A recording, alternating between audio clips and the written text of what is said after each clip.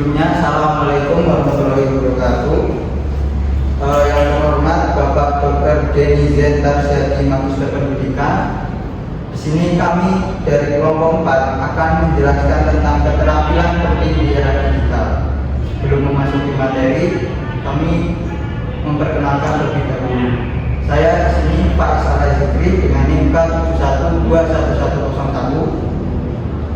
Saya Lutfi Dani dengan NIM 71211155. Saya Naila Adinda dengan NIM 712123. Saya Dian Saima dengan NIM 712129. Saya Nasari Merajat dengan NIM 712133. Dalam keterampilan penting di era digital terdapat 4 poin utama. Yang pertama yaitu literasi digital, yang kedua keamanan digital, yang ketiga kolaborasi virtual, yang keempat kecerdasan artifisial (AI) dan pengembangan aplikasi. Selanjutnya materi pertama akan disampaikan oleh Lutfi mengenai literasi digital. Terima kasih. Yang pertama saya akan menjelaskan tentang literasi digital, yang mana ada kemampuan navigasi, mengevaluasi dan membuat konten digital. Kemudian ada berpikir kritis terhadap informasi online. Nah, yang pertama kemampuan mengevaluasi, menavigasi dan membuat konten digital merupakan inti dari literasi digital yang membuat individu memanfaatkan teknologi secara efektif dan bertanggung, yaitu yang pertama kemampuan menavigasi konten digital, yang berarti memahami cara menemukan, menjelajahi, dan mengakses berbagai informasi atau platform digital. Yang kedua yaitu kemampuan mengevaluasi konten digital, yang dimana memiliki arti menilai validitas, kredibilitas, dan kualitas informasi yang ditemukan secara online. Yang ketiga, kemampuan membuat konten digital, berarti menghasilkan karya yang dapat disebarkan atau dibagikan secara online seperti teks, gambar, video, atau multimedia lainnya. Kemampuan navigasi, mengevaluasi, dan membuat konten digital penting untuk berpartisipasi secara aktif dan positif di dunia digital, serta membantu menghindari penyebaran informasi yang tidak akurat atau konten yang tidak jelas. Kemudian poin kedua yaitu berpikir kritis terhadap informasi online, yang dimana keterampilan ini sangat penting di era digital, di mana informasi dapat dengan mudah diakses namun tidak selalu akurat atau dapat diandalkan.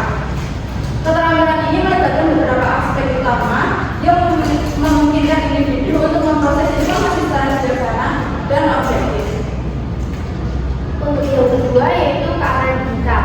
Untuk poin pertama ini perlindungan data pribadi dan profesional. Hal ini sangat penting karena data pribadi kita sangat berharga dan dapat disalahgunakan jika jatuh ke tangan yang salah.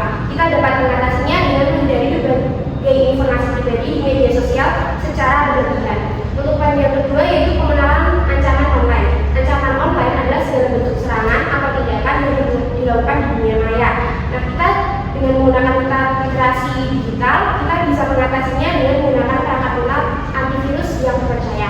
Untuk poin ketiga yaitu mengenali dan menghindari ancaman siber. Ancaman siber adalah tindakan yang dapat merusak data, mencuri data, atau mengganggu kehidupan digital secara umum. Dengan adanya literasi digital, kita dapat meningkatkan kewaspadaan saat beraktivitas di internet.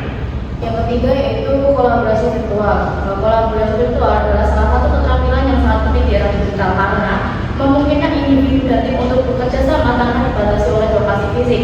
Dalam lingkungan kerja yang serba digital dan global, kolaborasi virtual memudahkan koordinasi dan komunikasi lintas wilayah dan zona waktu. Poin kolaborasi virtual dalam keterampilan penting di era digital mencakup yang pertama, kemampuan bekerja efektif dalam jarak jauh. Dalam kolaborasi digital, anggota tim tidak selalu berada di lokasi yang sama dan sering bekerja dari tempat yang berbeda. Kemampuan ini melibatkan pengaturan waktu, pembagian tugas, dan komunikasi yang terorganisir untuk mencapai tujuan bersama meskipun terbatas oleh jarak fisik. Kesuksesan kerja jarak jauh biasanya dipengaruhi oleh kepercayaan, tanggung jawab, serta kesadaran bahwa setiap anggota tim memiliki peran penting. Yang kedua yaitu penggunaan alat kolaborasi online. Alat seperti Microsoft Teams dapat memfasilitasi komunikasi dan manajemen proyek secara efisien.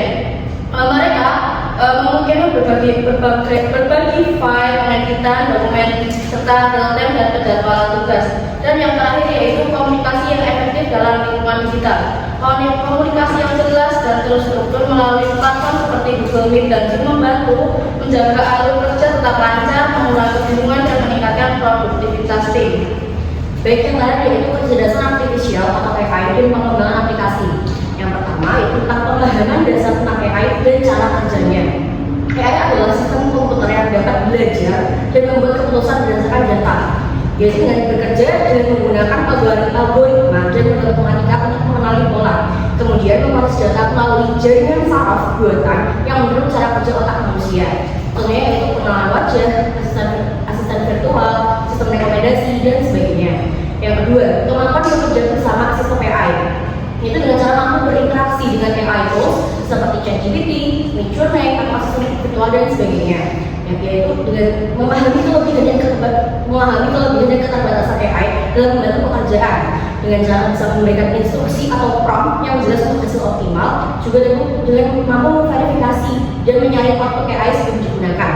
Yang ketiga yang terakhir yaitu kemampuan membuat atau memodifikasi aplikasi sederhana, yaitu dengan cara menguasai dasar-dasar pemrograman dan logika komputer, bisa menggunakan API atau Application Programming Interface AI, lalu dapat mampu mengintegrasikan fitur AI ke dalam aplikasi yang sudah ada dan dapat membuat aplikasi sederhana yang memanfaatkan teknologi AI. Sekian pemaparan Monster dari kelompok kami. Kurang lebihnya kami mohon maaf. Wassalamualaikum warahmatullahi wabarakatuh.